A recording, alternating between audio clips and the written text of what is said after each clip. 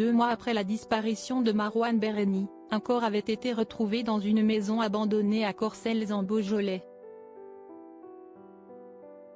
Malgré la présence des papiers de l'acteur à proximité du corps, une autopsie a été réalisée. Les résultats viennent de tomber. Le scénario est digne d'une des intrigues les plus sombres de Plus belle la vie, il est pourtant bien réel. Marouane Berreni, interprète du personnage d'Abdel Fedallah, qui devait revenir dans les prochains épisodes attendus sur TF1, est mort. 2 mois après sa disparition après un accident de voiture, un corps avait été retrouvé dans une maison abandonnée à Corcelles en Beaujolais.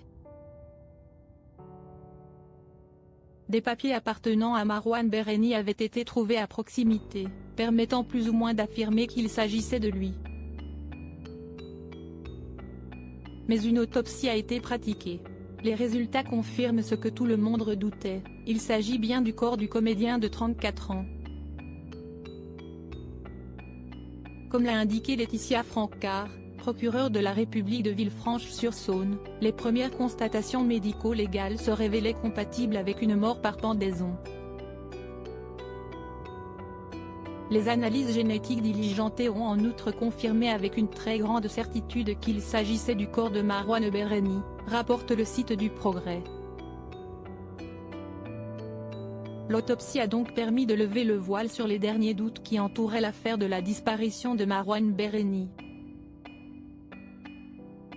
Ce dernier s'est donc bien donné la mort. 2 mois de mystère. Marouane Berreni était porté disparu depuis le 3 août, date à laquelle il aurait renversé une piétonne et son chien à la sortie d'une boîte de nuit dans le secteur de Mâcon. Malgré les appels des parents de l'acteur et de sa victime notamment, Marouane Berreni n'avait plus donné signe de vie. Mais le 12 octobre dernier, l'enquête sur la disparition de Marouane Berreni prenait un nouveau tournant avec la découverte du corps, dans la fameuse maison de Corcelles en Beaujolais. Les hommages de ses proches et des acteurs de Plus belle la vie s'étaient alors multipliés malgré l'absence d'identification formelle, comme s'ils n'avaient pas besoin d'attendre confirmation. Parmi eux, Stéphane Hénon ou encore Léa François, celle dont il a partagé la vie pour les besoins de la fiction. Cette dernière vient donc de tomber et leur a donné raison.